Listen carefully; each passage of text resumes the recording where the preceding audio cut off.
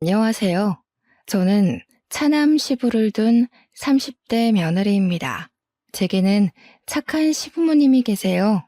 시부모를 일컫는 소개에 착하다는 수식어가 무척 어색할 수 있다고 생각하는데요. 저도 제가 이렇게 귀여운 시부모를 만나게 될 줄은 몰랐네요. 남편을 사랑하니까 조금은 손해보더라도 시부모님 잘 모셔야지 생각하며 결혼을 시작했는데 딸 같은 며느리라는 말의 진리를 경험하게 되었습니다. 그냥 저는 시댁에서 며느리 타이틀을 단 딸이었다는 거죠. 그만큼 시부모가 저를 많이 편하게 대해주고 위해줬다는 겁니다. 그래서 제 결혼 생활에 스트레스가 없었냐고요? 그랬다면 이런 사연 커뮤니티를 찾지 않았겠죠. 제가 그냥 인터넷상에 고민을 올렸다가 우연히 사연들을 접하게 되어 이곳까지 찾아온 건데요. 웃기게도 저의 스트레스 근원은 시댁이 아닌 시댁의 큰집 사람들 때문이에요. 저 우리 시부모님을 친정 부모님만큼 아낍니다. 저한테 물심양면 퍼주시는 우리 시부모님이 제 사람들이나 마찬가지예요. 저는 평소 행실이 불량스러운 사람은 아니지만 제 사람 건드리는 인성 못난 인간들을 보면 불꽃이 튀어요. 특히 그게 우리 가족 일이라면 제 마음속 폭주 기관차가 정신을 못 차리고 직진만 한답니다. 그래서 제가 본의 아니게 시댁과 큰집 사이에서 방대한 불을 지피고 말았네요. 제가 잘한 짓인지 아닌지는 저도 잘 모르겠습니다. 다만 후회하지는 않아요. 아마 다들 제 입장 들어보시면 이해해 주시지 않을까 싶습니다.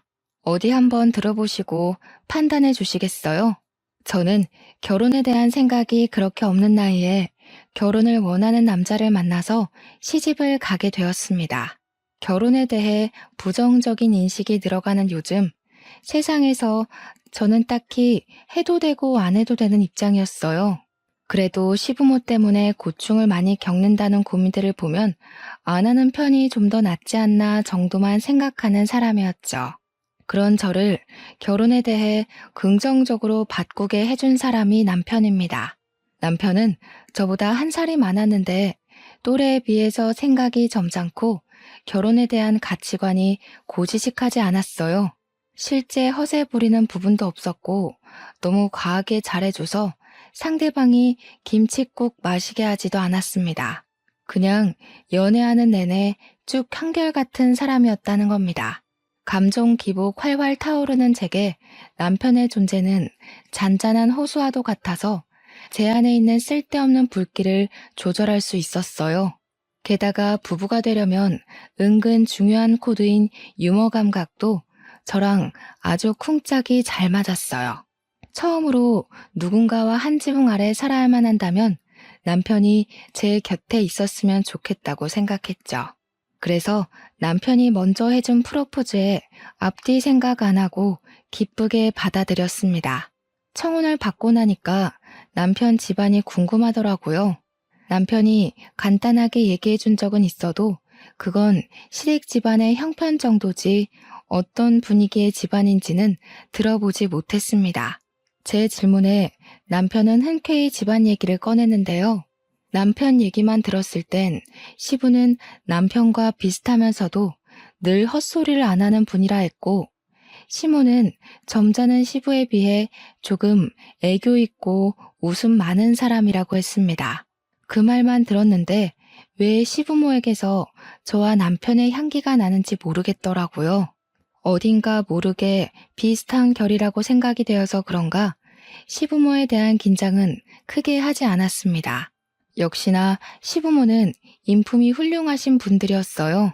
우선 저를 많이 사랑해줬고 딸이 없는 집이라서 그런지 마치 딸이 생긴 것 같다고 특히 시모가 제게 많이 관심을 줬습니다. 시부모 반응이 이런데 친정에서는 얼마나 고마웠겠어요. 저희 친정 부모님이 저 결혼하고 제가 합가한다는 소식에 한우 세트를 2세트나 보내셨습니다. 그런 시부모님은 또 며느리 잘 뒀다고 저를 더 좋아해 주셨죠. 남편이 시부모님 나쁜 사람 아니라고 말했던 건 틀린 말이었어요.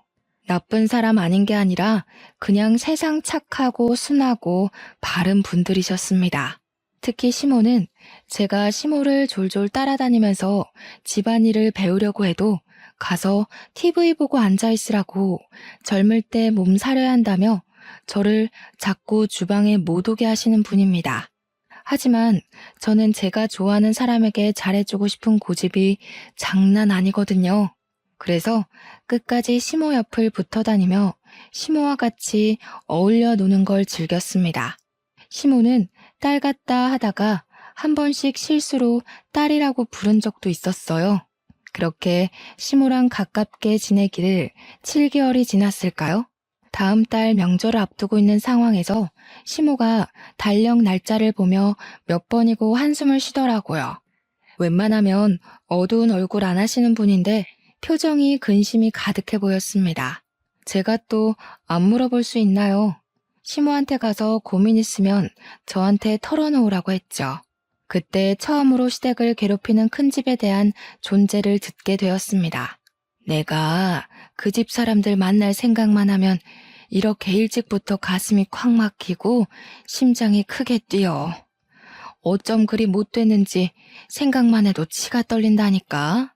내가 세상 살다 그렇게 못해 처먹은 사람들은 처음 봤다. 아이고, 또 내가 쉰소리를 해버렸네.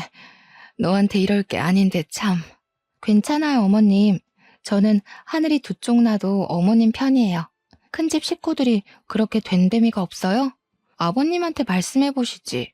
어머, 큰일 날 소리. 네 시애비는 그 집에 아주 충성을 한다, 충성을. 그러니 내가 혼자서 이리 소가리만 하고 있지. 아주 장남이 뭐라고 그저 큰형, 형수. 그 집 사람들 말이면 자다가도 벌떡 일어나는 게 네 시아버지야. 내가 어디다 하소연도 못하고 수십 년을 이렇게 살았다. 다른 집도 그랬는지 모르겠는데요. 시모 말로는 저희 시부가 어릴 적 가부장 제도가 좀 심한 곳에서 자란 사람이라고 했습니다. 시부가 어렸을 적인 그 당시는 가부장 제도가 남아 선호 사상이 심했다고는 알고 있었어요. 그런데 시모가 말해주는 시부 집안은 심해도 너무 심하더라고요. 시모가 몰래 해주는 얘기를 듣는데 제가 다 분해서 얼굴이 찌푸려졌습니다. 저희 시부는 집안에서 차남 입장이었어요. 총 5명의 형제 중 둘째하고 했습니다. 공교롭게도 셋째부터는 명이 짧아서 시부가 20살 되기 전에 다 돌아가셨고 장남과 차남 둘만 남은 상황에서 둘의 차별은 더욱 극명하게 드러났다고 합니다. 제 눈에는 정숙하게만 했던 시부의 숨겨진 처지를 시모한테 듣고 알게 되었는데 시대를 그렇게 타고나지만 않았어도 우리 지혜로우신 시부가 그런 분한 취급은 당하지 않았을 겁니다. 들어보니 시부는 시 조부모 집에서 홀대당하는 것에 익숙한 사람이었어요. 시부는 단 한순간도 따뜻한 대접 없이 자란 차남이었는데 일단 밥 먹는 것부터 편애가 바로 드러났더라고요. 시조부랑 장남은 큰 상에다 늘 따뜻한 밥과 빛깔 좋은 반찬들이 차려졌는데 시조모랑 시부 그리고 그의 잡다한 입들은 남은 반찬을 먹거나 따뜻한 밥도 남는 걸로 겨우 얻어먹을 수 있었답니다. 그런데도 시부는 찬밥 좋아한다며 찬밥을 즐겨 먹곤 했다는데 그게 습관이 된 건지 가끔은 독립을 하고 나서도 찬밥을 찾는다고 해요. 여러분은 고깃국인데 고기 없이 풀떼기만 있는 국을 받으면 기분이 어떻겠습니까? 게다가 가족한테 말이에요. 저는 바로 따져 들었을 거예요. 하지만 시부에게 고기 없는 것 정도는 서러운 축에도 안 낀다고 하더군요. 그런데 장남한테는 시조부 시조모가 등골 빠지도록 번 돈으로 유학도 보내주고 교수도 만들어줬더라고요. 그리고 장남이 결혼할 때쯤엔 시조부가 돌아가셨는데 시조부가 남긴 유산으로 신혼집이랑 혼수 가구, 예단비를 잔뜩 해줬다고 합니다. 웃긴 건 시조부 유산이 원래 우리 시부한테도 주라고 돼 있었대요. 그런데 시조모가 마음대로 결정해서 장남한테 다 준 거라고 하더군요. 그런데도 장남인 큰아버님은 자기 권위가 더 중요한 사람이라 시조부 돌아가시고 홀로 남은 시조모를 못 모시겠다며 외면했다네요. 외면을 한 절대적인 이유는 큰아버님 와이프가 고부 갈등 겪기 싫다고 반대하는 바람에 나 몰라라 한 거랍니다. 우리 착한 시부는 요양원 가겠다는 시조모를 결국 내버려두지 못해 본인이 모셨고, 시무랑 같이 한 10년 정도 한 집에 살다가 시조모가 돌아가셨다고 했어요. 큰아버님 만행은 이게 끝이 아닙니다.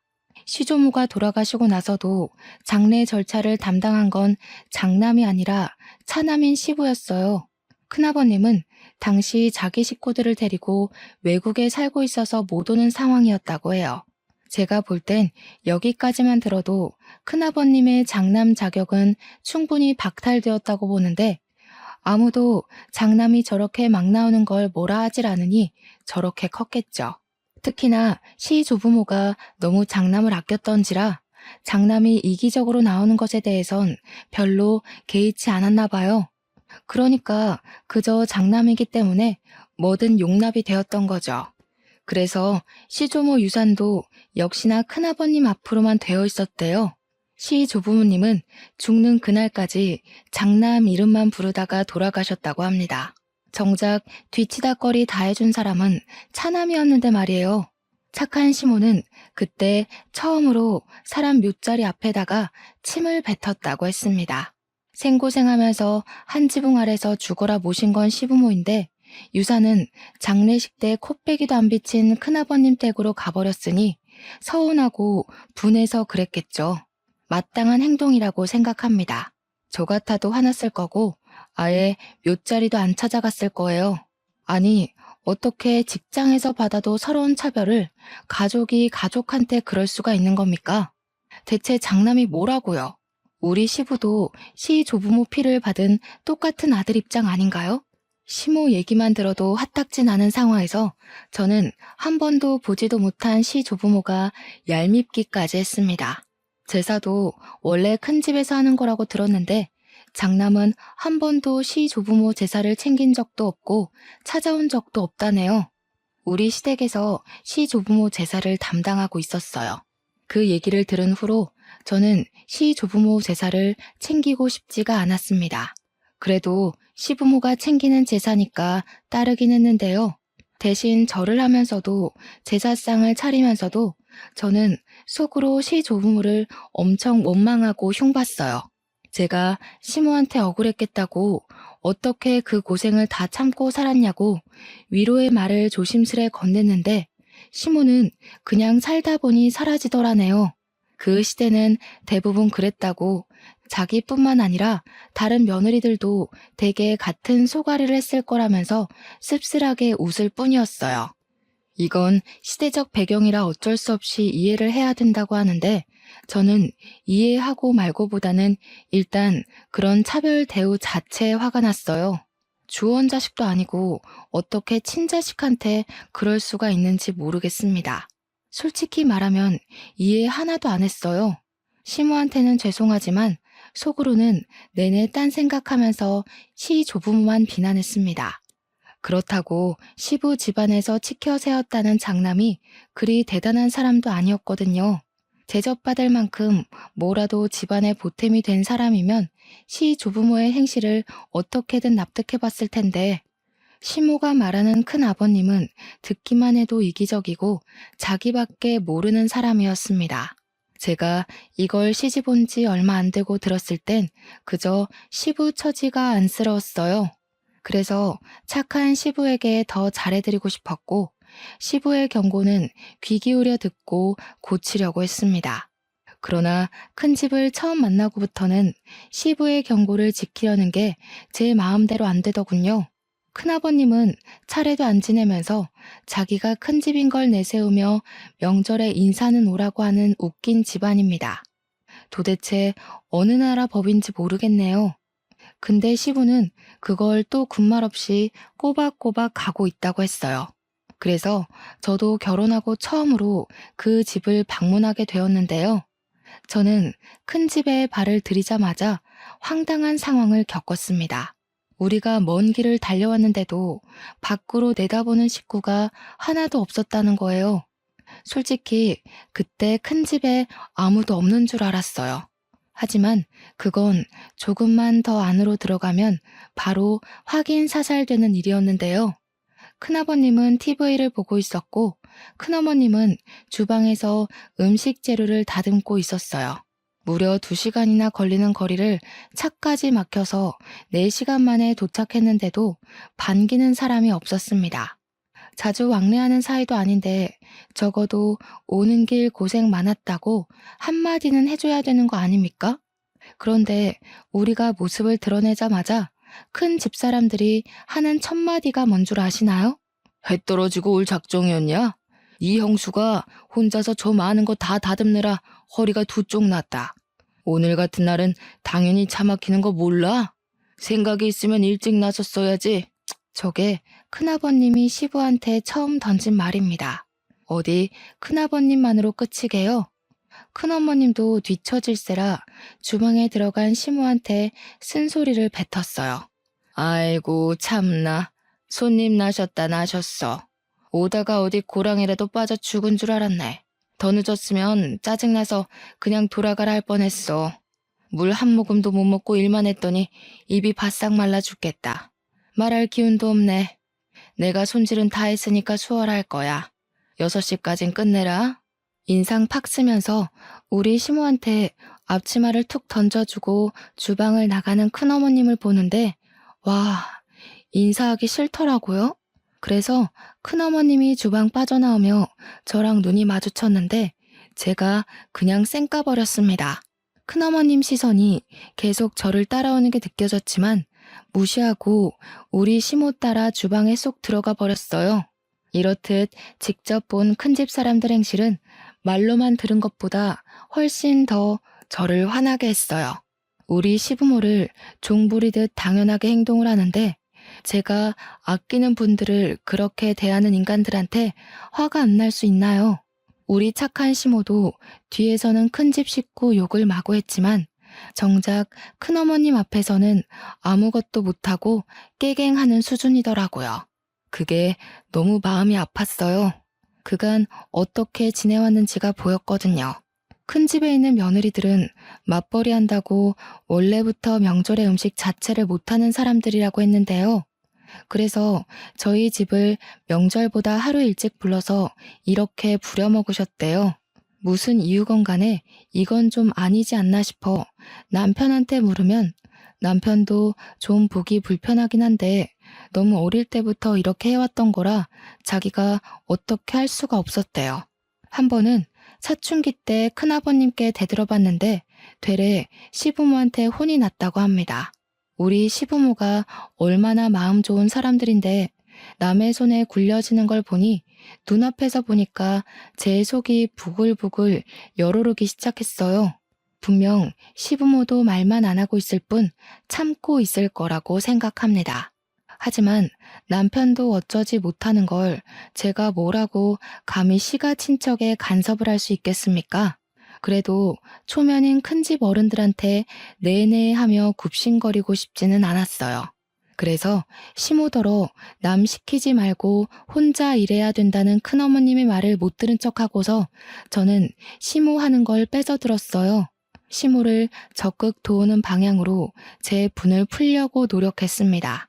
시모가 작은 목소리로 괜찮다고 저기 거실에 가서 그릇만 좀 닦아달라고 하더라고요. 명절일에서 그나마 그릇 닦는 게 가장 쉽고 별로 힘 안 가는 일이라는 거 명절 챙겨본 사람은 다 알 겁니다. 시모는 최대한 자기가 힘들고 어려운 걸 자처하겠다는 뜻으로 저를 보내려고 했어요. 그러나 그럴수록 저는 더 고집 부려서 시모 몫을 빼앗았습니다. 제가 그래도 요리에 솜씨가 좀 있는 사람이라서 누구한테 물어볼 필요도 없거든요. 그래서 제가 오히려 시모를 쉬운 쪽으로 보내려고 했어요. 저랑 시모가 그렇게 꽁냥대면서 같이 일을 하고 있으니까 큰어머님이 슬쩍 오는 기척이 느껴지더라고요. 우리 주위를 얼쩡거리면서 우리 하는 얘기를 엿들으려고 기웃댔어요. 그러다 저희의 화기애애한 모습이 못마땅했는지 갑자기 시모한테 양파 깠냐고 마늘 빻고 고사리나 빨리빨리 볶으라며 성질을 부리더군요. 그러니 시모가 저랑 떠들다 말고 후다닥 다른 일을 하러 갔습니다. 시모가 떠나고 큰 어머님만 제 반경에 남아 있었는데 저는 끝까지 큰 어머님 안 돌아보면서 바로 표정 굳혔어요. 그냥 제 할 일만 했죠. 그러니까 큰어머님이 제가 마치 자기 며느리라도 되는 것 마냥 저한테 이래라 저래라 시키려고 하더라고요. 처음엔 무시했습니다. 그랬더니 이봐요, 이봐 하면서 나중에는 저를 툭툭 치는 거 아니겠습니까? 말본새부터 초면에 쉽게 터치하는 것까지 딱 봐도 불량스럽기 그지없는 할망구였어요. 내 말이 안 들리나? 그거 지금 할 필요 없다고. 저기 가서 전 부칠 펜 좀 달거라. 주방일 안 해봤니? 일머리가 있는 편은 아닌가 보구나. 애가 빠릿빠릿하지 못하네. 죄송해요. 저는 저희 어머님 며느리라서요. 다른 사람 말은 귓등으로만 들어요. 큰어머님이야말로 할 일도 없이 돌아다니지만 마시고 손 좀 보태세요. 그럼 더 빨리 끝나지 않겠어요? 저도 일머리 없다지만 큰어머님도 그렇게 썩... 저는 싱긋 눈웃음 치면서 차분한 톤으로 고개만 까딱 인사했습니다. 그리곤 또 큰어머님 말을 무시하며 제 할 일만 했어요. 그런데 저 때문에 시모도 놀라고 큰어머님도 충격 먹어서 순간 정적이 흐른 거 있죠. 그러거나 말거나 저는 하고 있던 시금치 나무를 조금 떼서 시모한테 조르륵 달려갔고 눈치 없는 사람처럼 간 좀 봐달라고 애교만 부렸습니다. 우리 귀여운 시모 당황해서 얼떨결에 간을 봐주더라고요. 그러면서 큰어머님 눈치는 계속 봤고요. 좀 싱겁죠? 아, 어머님 솜씨 따라가려면 더 배워야겠어요. 어머님은 어쩜 그렇게 요리를 잘하세요? 제가 진짜 100점짜리 시어머니를 뒀네요. 큰어머님은 우리 모습이 기가 찼는지 그 뒤로 주방을 박차고 나가서 들어오질 않았습니다. 주방이 보이는 방향으로 거실에 앉아 저랑 시무를 노려보고만 있더군요. 저는 제멋대로 행동한 거라 시무가 한 소리 할 줄 알았는데 다행히 시무는 아무 언급도 안 하셨어요. 그냥 저한테 더 살갑게만 대할 뿐이었습니다. 그리고 제가 남편에게 부탁해 거실에 놓인 그릇 좀 닦아달라 했어요. 며느리 부탁이면 하늘의 별도 따줄 것처럼 귀한 대우 주는 시부까지 제 말에 그릇 닦는 걸 도왔습니다. 그런데 큰어머님 산을 넘었더니 이번에는 주야장천 TV만 보던 큰아버님이 문제였어요. 그새를 못 참고 시부한테 나불거리는 거 아니겠습니까? 야야 형기야, 물기 있는 걸로 닦았으면 마른 수건으로도 닦아야지. 거참 몇십 년째 명절을 챙기는데 아직도 초짜 짓을 하냐. 너는 어쩜 예나 지금이나 발전이 없냐. 큰아버님은 말마다 혀를 차는 습관이 있더라고요. 그것 때문에 사람을 더 무시하는 본새가 심하게 느껴졌고 저는 순간적으로 우라가 치밀었습니다. 아, 진심으로 짜증나대요. 제가 이렇게 속에 열이 많은 사람인지 여태 모르고 살았어요. 저는 부쳐놓은 고추전을 바구니를 들고서 베란다에 건조를 시켜야겠다고 룰루랄라 거실을 가로질렀습니다. 그러고는 바닥에 양말이 미끄러진 척 들고 있던 바구니를 날려 큰아버님 머리통에 쏟아버렸어요. 그러자 큰아버님은 소리 꽥 질렀고 큰어머님은 난리 나서 큰아버님의 원형 탈모 머리를 손으로 닦고 문질렀습니다. 어머나, 죄송해요, 큰아버님. 바닥이 왜 이렇게 미끄럽지? 아, 여기 바닥에 기름기가 있네. 큰어머님 청소 안 하셨구나. 평소에 좀 제대로 해놓으시지. 오늘 같은 날은 손님도 오는데 집안 안 살펴놓으셨어요? 그런 건 저도 아는 기본인데 아쉽네요. 뭐야? 얘, 뭐 이런 애가 다 있어? 동서 당장 이리 안 튀어와? 무슨 이딴 계집애가 다 있냐고. 대체 며느리 교육을 어떻게 시키는 거야? 시모는 큰어머님 앞으로 조르륵 와서 죄송하다고 머리를 조아렸습니다. 그럼에도 며느리가 실수했다든지 며느리가 잘 몰라서 그랬다든지 제 잘못이라는 건 언급하지 않았어요. 그냥 형식상 상황을 크게 안 만들려고 사과하는 뉘앙스처럼 들렸습니다. 큰어머님은 그런 시모의 사과를 듣기 싫다고 호통치면서 큰아버님 머리통 식힐 수건을 빨아오라고 시켰고 시모는 급하게 욕실로 뛰어갔죠.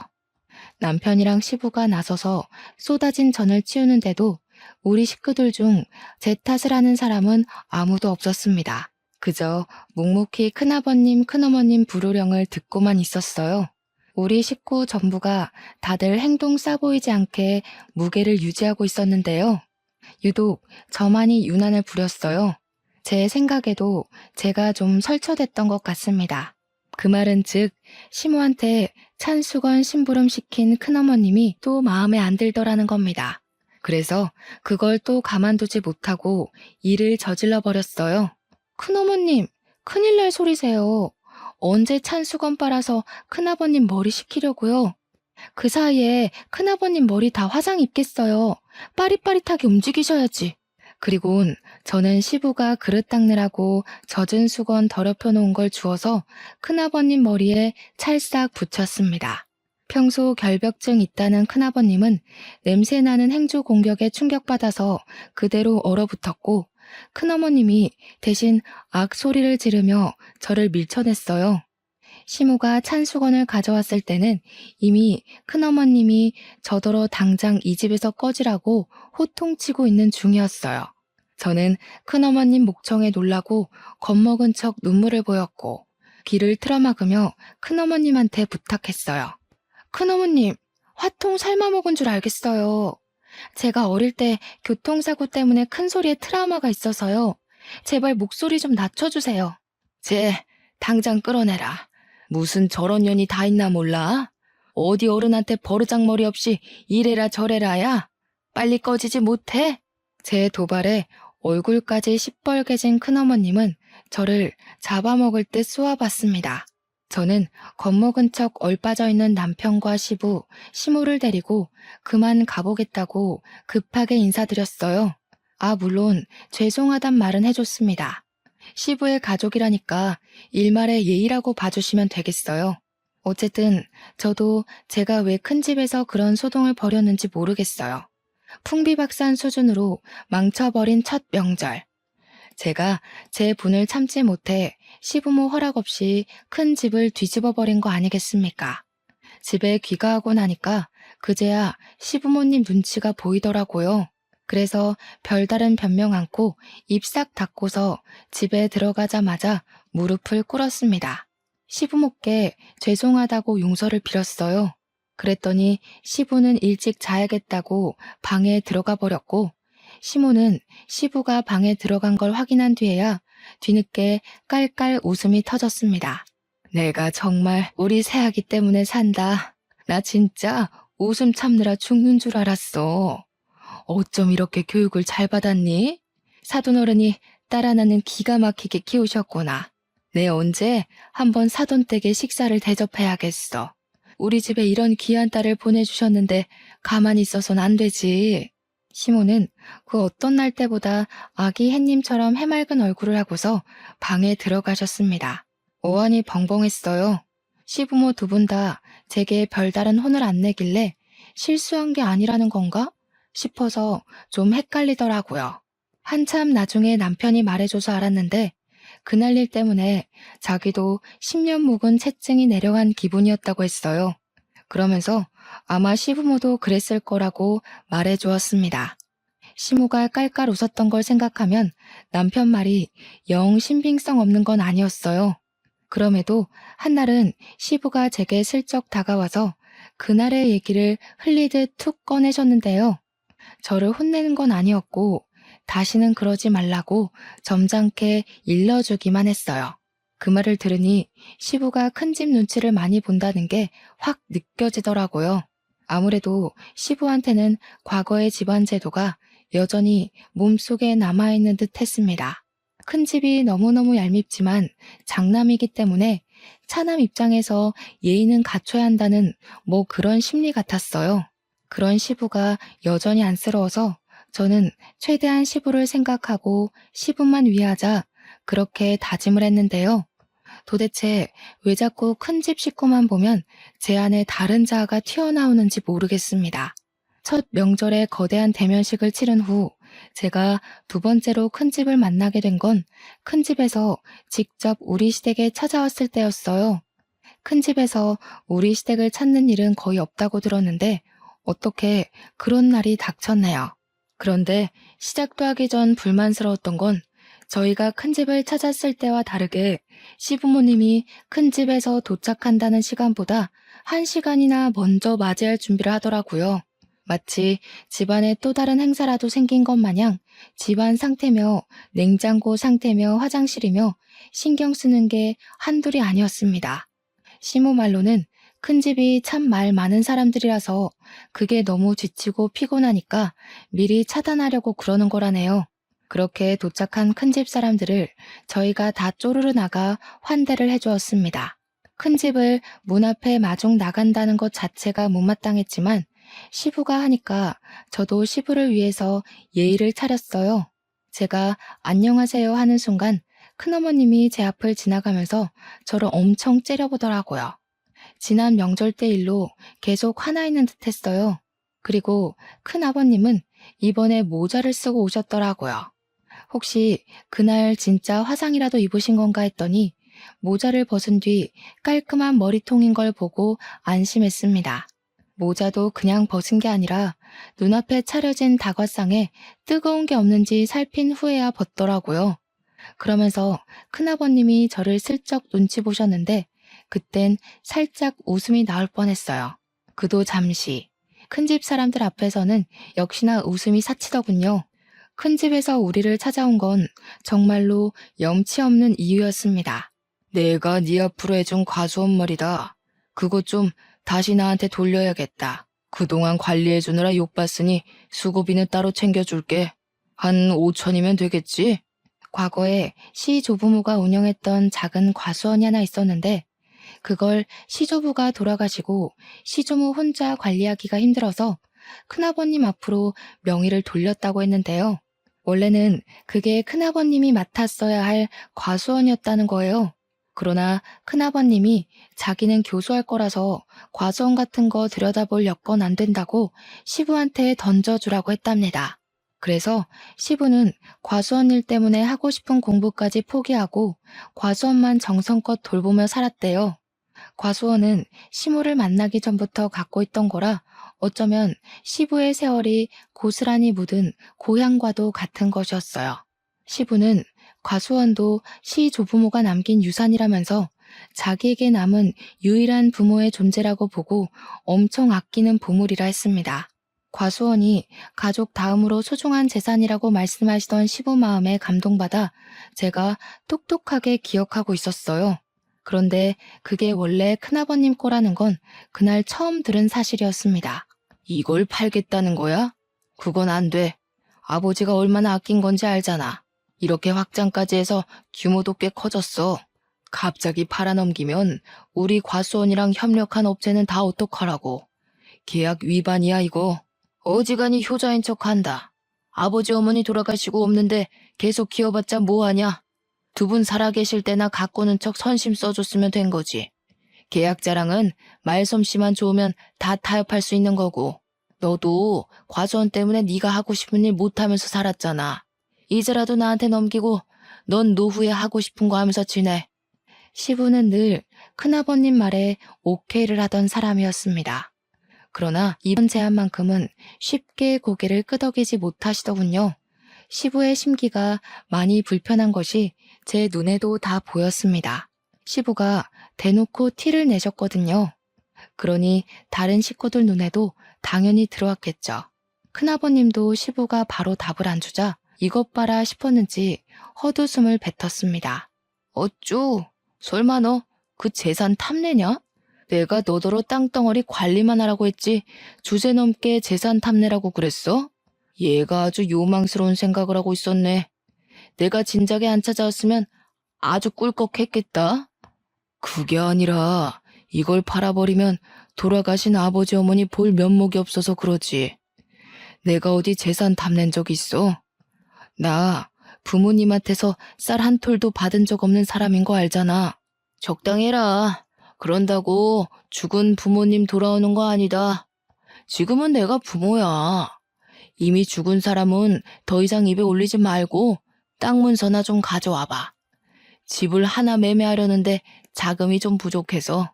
형님, 말 좀 가리지. 부모님이 형님한테 어떻게 해줬는지 잊었어? 형님 지금 호의호식하고 사는 거 다 부모님 덕분 아니야? 다른 사람은 막 나가도 형님은 그러면 안 되지. 형님만큼은 죽을 때까지 부모님 기리고 기억하면서 감사하고 살아야 돼. 그런데 뭐? 죽은 사람? 이게 교수했다는 사람 입에서 나올 말이야? 이 자식이 약을 잘못 먹었나? 지금 대꾸하냐? 너 이 새끼 땅 넘기기 싫어서 괜히 질질 끌려는 거지? 원래 그거 내 땅 아니냐? 와, 웃기는 새끼네.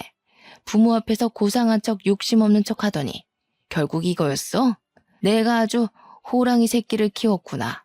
어른들의 신경전은 한낱 젊은 사람들의 신경전과 차원이 달랐습니다. 쌍욕이 없는 가벼운 듯한 대화이면서도 눈빛이 주고받은 기운 때문에 분위기 무게가 정말 삼엄했어요. 매일 큰아버님한테 져주던 시부가 처음으로 의지를 굽히지 않자 두 분의 팽팽한 기싸움은 더 무섭고 길게 이어졌습니다. 그 상황에 큰어머님은 재산 문제는 남자들끼리 얘기해야 된다고 시모를 데리고 자리를 떴어요. 당연히 저도 우리 시모를 따라 나섰고요. 그런데 알고 보니 큰어머님은 자리를 피해준 게 아니라 시모한테 겁박 주려고 방에 끌고 온 거더군요. 괜히 법정 싸움으로 치닫지 말자 동서. 우리 아들들 돈 많은 집 며느리한테 장가간 거 알지? 첫째 며느리가 법조인이야. 괜히 서로 피보면서 영 끊는 짓 하지 말고 쉽게 쉽게 가자고. 제가 뭐 마음대로 결정할 수 있는 일인가요? 남자들 결정에 따르는 거지. 듣자 하니까 남편은 별로 안 남기고 싶어 하는 것 같은데 저는 남편 말 따를 겁니다. 저한테 이러시는 거 아무짝에 소용없어요. 말귀 못 알아먹네. 그래서 지금 버티겠다는 거야? 우리 며느리한테 전화해. 아무리 명의가 너희 쪽으로 돼 있다고 해도 우리 며느리가 법조인인 이상 너희들 손해야. 팔은 안으로 굽는 법이거든. 나 세 번째까지는 곱게 안 묻는다. 땅 문서 어딨어? 난 그런 거 모른다니까요. 그런 중요한 것들은 남편이 다 관리하지 난 아무것도 손 안 대요. 솔직히 내가 안다고 해도 별로 알려주고 싶지는 않네요. 저희 집에 뭐 하나 신경 써준 적도 없잖아요. 시모는 제가 옆에 있어서 그런지 나름 용기 내서 큰어머님께 할 말을 잘하셨습니다. 그런 시모가 자랑스러웠어요. 큰어머님을 화나게 하는데 충분히 성공했더라고요. 얌전한 고양이가 부뚜막에 올라간 셈이었죠. 하지만 큰어머님이 참지 않고 법조인 며느리한테 전화를 걸겠다고 폰을 들었을 때 시모 표정은 금세 후회를 되찾았습니다. 시모 눈동자가 불안으로 떨리는 걸 봤어요. 시모는 아마 시부와 의논 없이 혼자 결정하는 걸 잘 못하는 것 같았고 시부 허락 없이 큰 일을 만들지도 못하는 사람 같았습니다. 그 사이 큰어머님은 진짜로 첫째 며느리에게 전화를 걸었어요. 그런데 신호음이 가기도 전에 곧바로 전화가 꺼졌습니다. 큰어머님이 당황해서 다시 전화를 걸었는데 또 안 받았어요. 큰집 사람들을 보면 의외로 웃긴 포인트가 좀 있어요. 전화 튕기는 걸 보는데 큰어머님의 당혹스러운 표정이 너무 재밌어서 순간 웃음이 터질 뻔했지 뭡니까. 그러면서 큰어머님이 애써 변명을 가미했는데요. 우리 며느리가 지금 재판 있나 보네. 바쁜가 봐. 하면서 태연한 척을 하는데 얼마나 우습던지. 심지어 더 웃긴 상황은 따로 있었습니다. 큰어머님이 자기네 며느리들은 바빠서 한가하게 집에만 있는 저랑은 다르다는 식으로 비꼬고 있을 때였어요. 전화를 튕겼던 첫째 며느리한테서 다시 전화가 걸려온 겁니다. 그러자 큰어머님 표정이 승기라도 잡은 것 마냥 들뜨더라고요. 바로 시모 얼굴 앞에다가 당당하게 자기 폰을 들이밀면서 자랑을 했습니다. 좀 봐라 얘. 아무리 바빠도 얘들이 이렇게 예의가 바르다. 다시 전화 주잖니. 이 애들은 우리를 아주 하늘로 모셔. 누구처럼 감히 며느리가 시애미한테 시시덕거리면서 까불지 않는단 말이다. 며느리에도 다 급이 있는 거야. 동서는 어쩜 며느리 보는 눈까지 없었대? 큰어머님은 저랑 시모를 쌍으로 엿먹여주고서 뿌듯하게 전화를 받았는데요. 받자마자 수화기 너머로 첫째 며느리의 성난 목소리가 쨍쨍 울렸습니다. 먼저 전화하지 말라고 했는데 왜 자꾸 전화하냐고, 약속 어기면 당장 이혼해버릴 거라는 협박의 톤이 묻어 있었어요. 큰어머님이 늙어서 귀가 안 좋으니까 음량을 크게 해놨는데 덕분에 우리한테도 다 들렸던 거죠. 차라리 전화 안 받을 때가 덜 쪽팔렸겠어요. 훨씬 더 매정하게 끊긴 전화는 큰어머님 얼굴을 시뻘겋게 만들었습니다. 정적이 흘렀는데 그 순간 저는 이때다 싶어서 시무 팔짱을 끼며 말했어요. 참, 어머님, 제가 아버님한테는 말씀드렸는데 어머님한테는 기회가 안 돼서 말 못했는데요. 저희 큰아빠가 얼마 전에 판사 퇴직하셨거든요. 인맥이 엄청 넓으셔서 우리 큰아빠 이름 대면 후배들이 다 안돼요. 근데 큰아빠가 저를 엄청 아껴요. 제가 시집갈 때 아빠 말고 큰아빠가 울었거든요. 잠깐만 기다려보세요. 저도 오랜만에 전화 좀 해봐야겠네요. 거기서 시모는 역시 계속 얼떨떨하게 저를 바라봤고 큰어머님만 어리둥절했어요. 큰어머님이 진짜로 자기 며느리한테 전화를 걸었던 것처럼 저도 거짓말 않고 진짜로 큰아빠한테 전화를 했거든요. 역시 우리 큰아빠. 컬러링 들리기도 전에 받더라고요. 큰아빠 집에는 아들밖에 없어서 시부모가 저를 예뻐해주는 것처럼 큰아빠도 제게 딸 그렇게 불러줍니다. 큰아빠, 오랜만에 전화해서 이런 말부터 하는 거 미안해. 우리 아버님이 아버님 명의로 된 가수원을 갖고 있는데 그걸 자꾸 무단으로 달라고 협박하는 사람이 있어서 아무래도 우리가 소송해야 될 것 같아.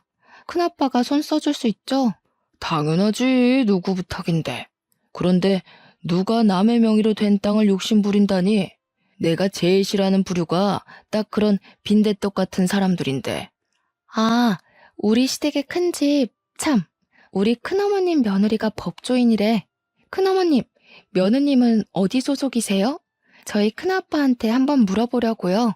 너무 약을 올려버렸는지 제 말에 깜짝 놀란 큰어머님은 그제야 사색이 되며 제 폰을 빼앗으려고 했습니다. 저는 큰아빠한테 다시 전화하겠다고 하고 그대로 끊어버렸죠. 그러고는 제가 악력을 쓰려는 큰어머님의 손길을 탁 쳐내버렸어요. 제발 고집 좀 부리지 마시고 분수에 넘치는 짓 하지 마시고 자식들 발목 잡는 짓도 하지 마시고. 예? 자랑스러운 장남을 이혼남 만들면 안 되잖아요. 둘째, 셋째 아들까지 있다고 했었나? 자식들 평생 법적 문제에서 불이익 받게 해줘요?